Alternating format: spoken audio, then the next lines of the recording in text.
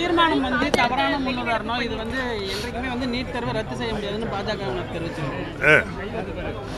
பாஜகவுடைய தோழமை கட்சியாக இருக்கின்ற பாட்டாளி மக்கள் கட்சியை நீட் இருக்க வேண்டாம் என்று ஜி.கே. மணி அவர்கள் இன்று பேசியிருக்கின்றார்கள்.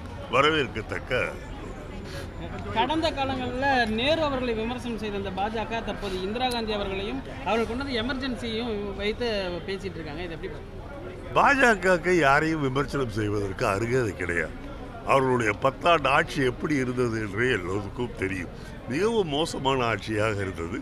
அது மட்டுமல்ல, நாட்டை பொறுத்தவரையில் அவர்கள் எல்லாவற்றையும் தனியார் மயமாக்கி கொண்டிருந்தார்கள். இன்னும் கொஞ்சம் விட்டிருந்தோமே ஆனால் இராணுவத்தை கூட தனியார் மயம் ஆக்கியிருப்பார்கள். ஆகவே மோடி அவர்களை எவ்வளவு சீக்கிரம் பதவியிலிருந்து தூக்குகின்றோமோ அவ்வளவு சீக்கிரம் இந்தியாவிற்கு நன்மை விளைவிக்கும். நேருவின் மகள் இந்திரா காந்தி என்றுதான் சொல்ல முடியும் அப்படிங்கிற மாதிரி தான் அவங்களுக்கு அவர்களை அழைக்கிற நிலைமையில தான் காங்கிரஸ் கட்சி இருக்கு அப்படின்னு சொல்லி அண்ணாமலை விமர்சனம் செஞ்சுட்டு வராரு. எனக்கு புரியல. அண்ணாமலை அவர் என்ன சொல்லியிருக்காருன்னா, இந்திரா காந்தியை கூறுவதா என்ற பற்றி பேசணும்னா அவர்கள் நேருவோட மகள் அப்படின்னு தான் சொல்லணும். அவங்களுக்கான தனிப்பட்ட சாதனை எதுவும் இல்லை. இவர்களை பொறுத்தவரையில் நாட்டு விடுதலைக்காக போராடிய தலைவர்களை பற்றி எல்லாம் தெரியாது. மோடி அவர்களே சொன்னால் 1980 காந்தி படத்தை பார்த்துதான் காந்தியை பற்றி தெரிந்து கொண்டேன் என்று சொல்லக்கூடிய அளவுக்கு தான் இந்த நாட்டின் பிரதமர் இருக்கின்றார்கள் என்றால் இவருடைய யோகிதை என்ன என்பது நீங்கள் சிந்தித்து பார்க்க வேண்டும்.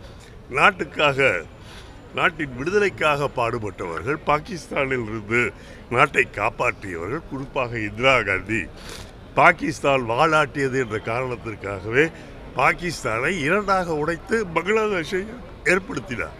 ஆகவே அவருடைய வீரச் செயல்களை புகழ வேண்டுமே தவிர பொறாமையின் காரணமாக அவர்களை விமர்சிப்பது என்பது தவறு. பாதகம் செய்பவரை கண்டால் நாம் பயங்கொள்ளலாகாது பாப்பா, மோதி மிதித்து விடு பாப்பா, அவர் முகத்தில் உமிழ்ந்து விடு பாப்பா. அண்மை செய்திகளை உடனுக்குடன் தெரிந்து கொள்ள இணைந்திருங்கள் இயம்நாடு தொலைக்காட்சியுடன்.